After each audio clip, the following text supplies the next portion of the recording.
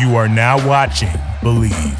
Do you believe? What's up, everybody? Welcome to the premiere episode of On the Edge with Slash. That's the man, Slash himself, Kordell Stewart. I'm Joe Ceraulo, helping kick this thing off. Slash, how you doing today, boss? Joe, what's going on, brother? We finally got a chance to get this thing going. I'm really excited about it. On the Edge with Slash has its perks, right?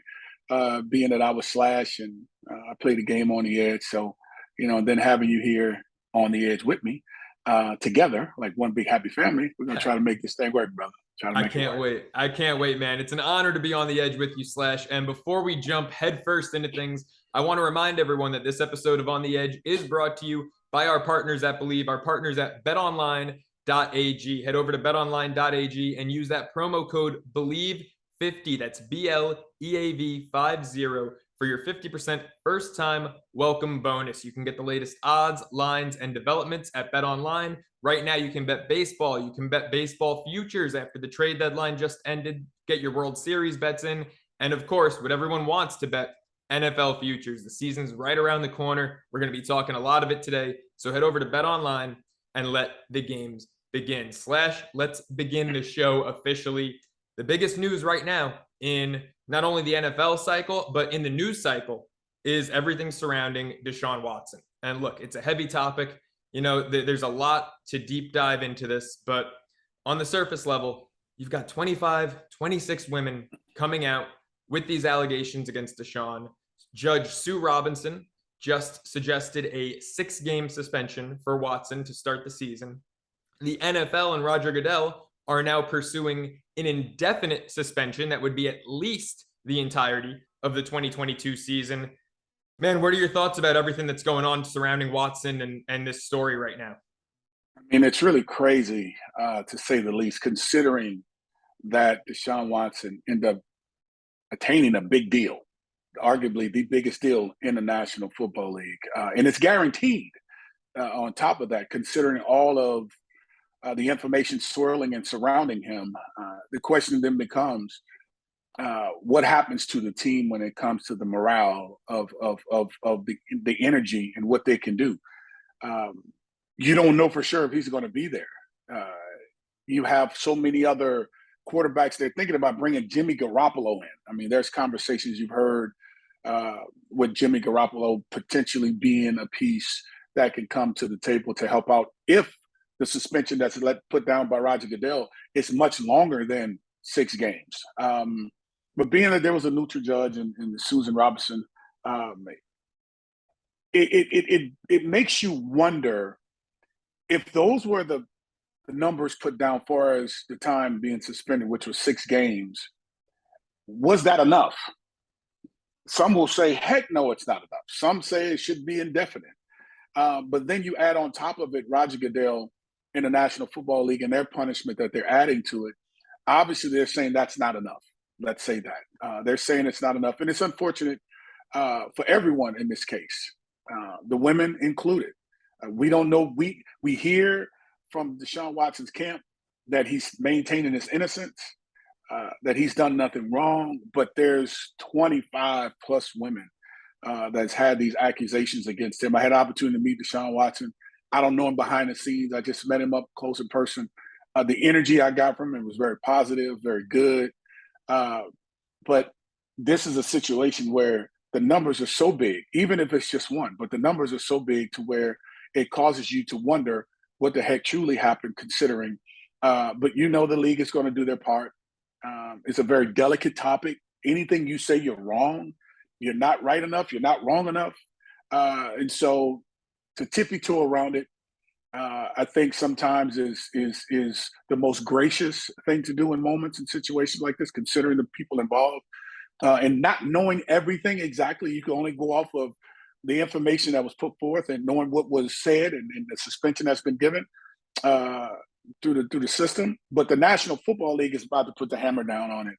And I guess we all can say we're anticipating to see Deshaun actually not playing this 2022 season. So it remains to be seen what happens. We really don't know. It's all speculation in the sense of what's going to happen from Roger Goodell, but we know what's been put down, that we know for sure that's 6-game minimum that he's going to be dealing with. And it remains to be seen how this thing moves forward. But you just hope all parties involved, especially the ladies, the women that are coming up with these accusations, are okay, safe. You hope Deshaun Watson psychologically, that honestly he's still a human being, that he's going to be able to be safe in this space because he's still standing on what he believes in and what he's saying is true, which is he hadn't done anything wrong. To then his teammates, just having to deal with that energy, every player on the team having to answer those questions. So it's unfortunate. You want to say, let's hurry up and get this thing over, but you have to allow it to do its time and do the due diligence to figure out what's really, really going on. And that's a bag that the Cleveland Browns inherited by locking in on a guaranteed deal with a Deshaun Watson that indicates they believe in his innocence. And we have to remain, patient to see what actually happens. And that's going to be the hot topic swirling around in the AFC North. Yeah, I mean, look, there's a lot to unpack there, right? You can look at this, and I want to take two angles. I want to look at this from the Cleveland Browns perspective and from the league perspective, because to me, starting with the league perspective, what really stands out is that the NFL has a chance here to make things right when it comes to how they handle player discipline, especially when you're dealing with issues of sexual assault or domestic violence. The league has dropped the ball many times in recent history when it comes to disciplining players for either domestic violence or sexual assault. And so, we've seen 2-game suspensions for domestic assault, 4-game suspensions. And when you see a guy like Calvin Ridley, now, look, I know what Calvin Ridley did was, a clear violation of the NFL rules for players in gambling on the sport mid-season, but, it's not like the guy was out there throwing games. The guy was off, he was injured, he wasn't playing, and he bet a parlay on his team to win, on his teammates, right? And I know it's wrong, and I understand the suspension, but he got a full year. So it feels like for Deshaun, immediately got a full right year. off. It wasn't even the waiting. Yeah, right off the bat. Yeah. So it feels like for Deshaun in this case, when again, there's 25, 26 accounts of allegations coming his way, 6 games seems way too light, in my opinion. And so I think Roger Goodell and the league are trying to make right on this. Look, you're a Pittsburgh Steelers legend, Kordell. I mean, Pittsburgh quarterback Ben Roethlisberger got 6 games based off of 1 accusation. So for Deshaun, based off 25, 26 of them, to get the same penalty that Ben got for 1, something doesn't add up there. So I think the league pursuing heavier punishment is doing the right thing here. I think overall there has to be a level of consistency, right? What is the level of, let's just say, pain or agony or a disdain taste, or just actually making the shield look a certain way that causes you to determine what that number is? 6 games, but that's not the NFL when it comes to their judgment. Remember, they haven't put it down yet. So that's coming from the judicial system. That's not coming from the National Football League. Believe me, they're going to get that corrected for justifiable reasons. They're going to get that corrected. They're going to make it right when it comes down to making sure the shield is protected. And also when it comes to the moral conflicts of how players conduct themselves in the National Football League. You don't want to have those types of issues, right? You want to make it understood. If you do the crime, you got to pay the time. You got to do it, right? And I say that figuratively, not literally in a sense when I say the crime, but whenever you go out to do things of this magnitude that can put a lot of people in harm's way, whether it's the contracts in what you have with organizations, to the league itself, to the teammates, to yourself. I mean, it's all about conducting yourself in a manner that's conducive to allow you to maintain the dignity and the morale of being a part of something that's special to a lot of players, and which was a dream to play in the National Football League. And that's just being a part of something that's so special. So did the league drop the ball in this situation? They haven't put down their ruling yet. Yes. They haven't done it. So in all fairness, they're going through their due diligence to allow a neutral source to make the judgment, to give it a fair chance and opportunity to be heard, which end up coming down with a 6-game suspension. That's not the National Football League. So we have to stay tuned to see what Roger Goodell is going to do. And you better believe they're going to have their dancing shoes on. They're going to have their derbies on their heads and their zoot suits, if you will, when it comes down to having a party on how they're going to show what they're going to do to this case to make sure it's understood that we did not drop the ball. So let's stay close to it as we all should, and when I say, and I say that in a way to let it be known that this is not over. The party is still going on behind the scenes on how they're going to handle this thing, and I'm not saying that lightly. I'm saying that with the heaviness of understanding that potentially Deshaun Watson may not play this entire season, and we don't know how it may spill over into the 2023 season. So we don't know. So let the games begin. Let everything happen in the background that needs to happen to see how this thing is going to go, and we'll be invited to the event when it comes down to sitting down and hearing the ruling on how long Deshaun Watson is going to be out, and I think it spills over into, which I think his party may say, well, we have owners who are out here that have a higher standard. That's only getting a slap on the hand. So there's a lot of moving parts here when it comes to Mr. Kraft and his incident that happened, to now all of a sudden with the Miami Dolphins and the tampering with a Sean Payton and a Tom Brady, and then you have Tua who's sitting here probably hearing this information. There's a lot of stuff that's going on right now that's not really in the space of, to me, that's in order to say, what is fair and what's not fair. Because you have owners who are only having to pay $1.5 million, but we got guys who are going to be coming back in October. And some information that hasn't been talked about when it comes to Mr. Kraft there in New England, we forgot all about that conversation. That hasn't even existed yet. I haven't forgotten about that. I haven't. Right. It's Kordell. I would not guess this is episode 1 of On the Edge because, man, you're already right. You're amazing at segues because that was where I was going with that in terms of consistency, right? I mean, yes. I think that the biggest hypocrite in this all is Bob Kraft, because he's the one who came out and said after, and again, great clarification there, not the NFL, but after Judge Sue Robinson suggested a 6-game suspension, Kraft was the first owner to voice his disappointment and say that the punishment needed to be more severe. But this is the guy getting on his private jet going down to Florida getting rubbing tugs. So the pot calling a kettle black, if you will, right? So it's a double standard, and because they know it's a double standard, they can say stuff like this. They can make those types of mistakes and it'd be okay. But yet, when it comes to the players, it's almost as if they're being held at a higher standard because of maybe, let's just say, the public figure or the celebrity of the player. When it comes to the teams, it's almost like they're the ones that's. So I'm not saying Deshaun Watson doesn't get off the snide here, if you will. He's going to get what he has coming to him based on what the ruling is going to be with the National. He's at the mercy of the National Football League.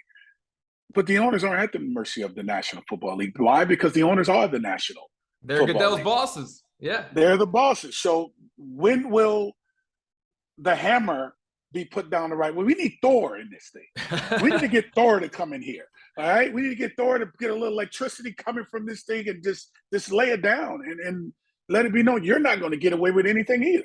So, I think until this thing get ironed out for us, the consistency of how we discipline all bodies that's a part of the National Football League, I think it's going to be an ebb and flow of how things are handled to where it's going to seem dysfunctional. It's not going to seem, got a guy who's betting he's suspended for the year, but another guy in this case, we don't know yet. But yet, being that Susie Roberts, who's the judge in this case, put down the hammer of 6 games, we're wondering, are we going to revisit this situation with Robert Kraft? Are we going to revisit this thing with the ownership in Miami? How are we going to handle those situations? Because I think some players, and matter of fact, the NFLPA probably will come down and mention a few of these things because they're more about the players than they are actually the ruling in the National Football League. And they're protecting the players. And I think it's important that we put all of this stuff out here on the table. And not disregard what happened with Deshaun Watson in that case, but he's maintaining his innocence. We find these other 2 parties guilty, who are the owners. Yeah, there is no such thing as I'm innocent, I didn't do anything. They have evidence, facts, that all this tampering and the planes going, do all the, your things with these underage kids. Come on, man, you can't get away with it. I'm not gonna let you get away That's why we're on the edge here. That's why we're on the edge here with this. We're Absolutely. Absolutely. And we're going to talk about Stephen Ross. We're not going to let him get away with it. But before we dive into that, when you see things like the hypocrisy coming out of Bob Kraft, or the corruption with Stephen Ross, or just the sheer incompetence with Jimmy Haslam in Cleveland, Kordell, I mean, you were a Pittsburgh Steeler the majority of your career. How much of a breath of fresh air is the Rooney family and having them lead the franchise? I would say this. That family, I think, did an outstanding job of maintaining its true identity, right? When it comes to the Steelers, we know they're a blue-collar, hardworking community. If you know anything about the Pittsburgh Steeler area, the Pittsburgh area, if you will, to having the team having the same mentality and the model in which the Rooney family build this team. It's the old-fashioned way. You earn it, right? And in the modern-day era, Chuck Noll, all the way up to now, Mike Tomlin, there's been 3 head coaches. Before that, there were 2. So in the modern-day era, there's been 3 owners, 3 head coaches that come through that organization, which tells you about the consistency of what they believe in. They don't believe in just having a conveyor belt of coaches coming through. They believe in relationships and having someone be a true icon, if you will, or a figurehead, so to speak, when it comes to the identity of what the Pittsburgh Steelers organization is about. And it's about family, right? Yeah. And so being that is the case, there was a situation with Ben Roethlisberger in his case there in Pittsburgh. Let's not run from that. That's the facts. And it was handled and dealt with in a way where no one really talks about it anymore. But they handled it the way they needed to, and it was done. And there's nothing else you can really say or do to change how they operate in that city. Arguably the best run organization in all of sports. Yeah. All of sports. Yeah. I don't care if we go to baseball, we can go to basketball, wherever we choose to go. It's all over the place when it comes down to other organizations. New England had a great run over the last 10 to 15 plus years. Phenomenal run. And some of those runs were questionable too as well, Absolutely. by the way. Absolutely. Well, that's a whole nother topic for a whole nother day. Yeah, the Steelers never had that controversy around their success. Never had that controversy. We never dealt with stuff like that. People are going to say, well, you lost. Just forget about it. No, I'm not forgetting about it. Because if you know, that's, again, that's another topic to be on the edge, another time. But in this case, the Steelers organization don't run into those issues. We nip things in the bud, and I say we because that's where it started for me in the National Football League. Even though I went to a couple other teams, my DNA and my blood, it's entrenched in the black and gold. Whether it's going back to Colorado, even just to tag it, to Pittsburgh. But you don't have those issues in Pittsburgh, and things get handled really fast. Things get handled well. The punishment comes down pretty hefty in Pittsburgh. We need it. And we don't have our owners out there in the streets. Yeah. Okay. Dwindling these kind of deals behind the scene, let alone flying places to do those types of things to put Roger Goodell in a tough place, knowing that he's representing all of the teams and owners, to have to make him be under that type of scrutiny and pressure, which to me is not hard, but I understand when it comes to having to deal with having to lay the law, put the punishment down on the guys who run this league. I think it needs to be a hard conversation about it. Dude, you can't do this. Yeah. Whoever it is, you can't do this. You're making my job tougher. You guys pay me a lot of money. Okay. However, don't you be the reason, okay, or you be the issue to where now we have to restructure how we philosophically approach all of these disciplinary actions that comes on my table, because you're now having to come to the principal office, Brother Ross. You have to come to the principal's office, Brother Kraft. You have to come to the office and you have to see the principal, and you have to be dealt with accordingly. Not the players that get the full Monty of come and see the principal, but yet the owners get. We don't have that problem in Pittsburgh. No. We don't have those issues. No. So I could proudly say being a part of Black and Gold is a beautiful thing. It absolutely is. But Miami's got those problems. And, you alluded to it several times with the tampering and flying people out. Stephen Ross trying to court Sean Payton and Tom Brady on the Miami Dolphins. I mean, first off, this just completely makes Brian Flores' suit fully legitimate. And, Brian Flores is a guy who I wanted the Giants to go after to be the next head coach. I love Brian Flores. I think what he did in 3 years in Miami just exceeded expectations every single year. I thought it was phenomenal. And for Ross to go behind his back, to try to get Peyton, to try to get Brady, and to just handle things completely inappropriately. He's suspended now through October 17th. The Dolphins don't have a first round pick next year. Forget the fine, $1.5 million. That's chump change for these owners. But no first round pick next year for the Dolphins. No 2024 third round pick. And now an owner suspended through October 17th. What does this do for a franchise that just made some big splashes in free agency? Armstead, Tyreek Hill, they're looking to win.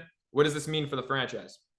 Well, let's go to Brian Francisco Flores. Okay, he's been vindicated in my mind when you look at what Stephen Ross has done and how he's conducting himself from an ethical standpoint behind the scenes. So there was a lot of people that said he's a rat. He's telling no, he just handles himself in a certain way, and it spilled over into this situation with Sean Payton and Tom Brady tampering and trying to get those guys to come. You hear conversations about Tom Brady may have had opportunities to be a part of ownership, some stake into it or whatever. But, to me, cases like this, how much are they happening behind the scenes?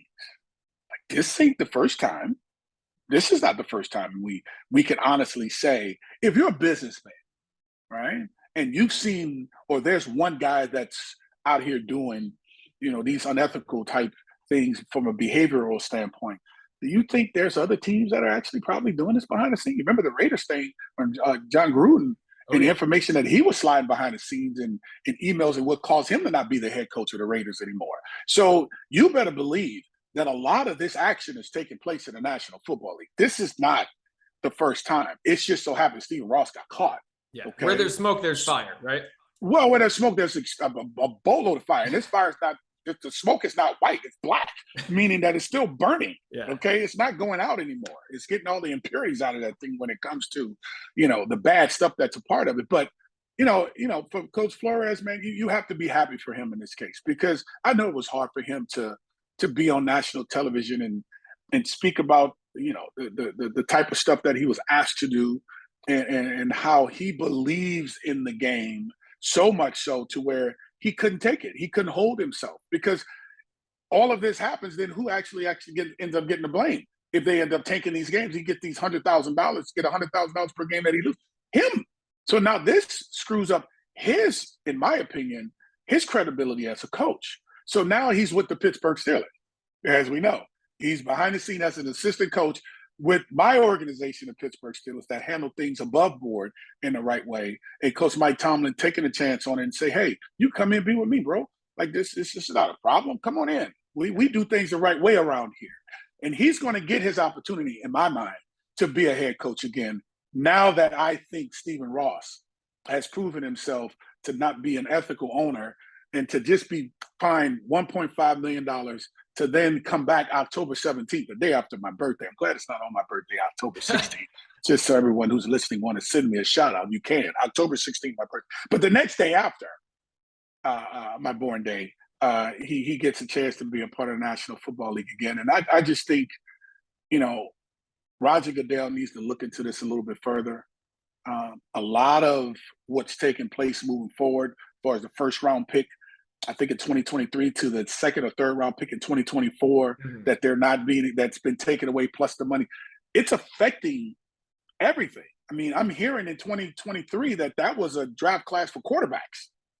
And Tua, from what I'm hearing, was they kind of say, well, he's gotten off. He's going to have an opportunity to go out and really succeed, because there was a chance that there was a big class that was coming up of quarterbacks. Because, everybody's always saying that, he has all the pieces around him. He should do great. Hey, look, it's more than just a quarterback. It's more than just the pieces you brought in. Will this team be able to recover from what their owner has actually just done? And how much is that going to hurt them, period? Just being able to draft properly, to do everything they need to do properly and not have this swirling. Now, they may use this as as fuel, if you will. But I don't think you use it as fuel because it wasn't something that happened to someone. It was an act from the owner that was unethical that causes players to be like, well, if he could do this, what should I be able to go out and possibly do something wrong and just have that slap on my hand? So it just brings I think a thought of wondering how this thing may transpire. But Miami, they've already had their issues for many years when it came to how they were trying to find their identity. I think Coach Flores, he's done a good job of getting that team relevant and for us playing some really good football the latter part of why he was there. And yeah, it was tough on him. Don't get me wrong, it was tough, but he stood the test of time. And the only reason he's not there is because of what happened behind the scenes. But yet he's with a better organization, and I think he's going to be fine. But Stephen Ross, I think Roger Goodell need to visit this again and put the hammer down a little bit more, because if not, the NFLPA has a whole bunch of data and facts to show how the league has not been fair when it comes to judgment with owners, when it comes to their standard, which is much higher than everyone because they're the owners, to then now the players having to get the treatment of how the owners should be treated. But yet, they're getting treated that way. So it remains to be seen on how that transpires. But I'm for me, when it comes to Stephen Ross and how he conducted himself with trying to do the behind the scenes things to bring other players and former coaches and active players into their organization, to see Coach Flores, I think, become vindicated in this case. That's what it kind of goes. It's bigger than that, right? It's bigger than Stephen Ross getting caught doing this. This is a behavioral thing, right? And to have Coach Flores in the midst of it, I think on the back end for me, he's vindicated. And I know he walks around with his chest up, which I think he did anyway, and proud of himself. Made a statement of how hard it was for him to actually act on doing this, but he thought it was the ethical thing to do. And I think right now, because of the grace and mercy that he had in moving forward with doing it and how he handled it, I think he's being vindicated now. So he can actually walk around on the field there in the Trove where they're having camp right now, feeling really good about himself. And Stephen Ross has to, he probably doesn't feel it because it's just $1.5 million. It's just the first pick in the next draft and maybe a third rounder.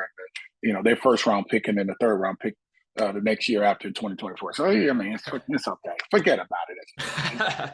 Hey, you're working in a little forget about it for the Italian Long forget Island about guy it. doing it. Forget about it. Great stuff, man. I can't believe how quickly a half hour went by, Slash. This was great. What a debut episode. Congrats on your debut of On the Edge. I can't wait to do it again sometime.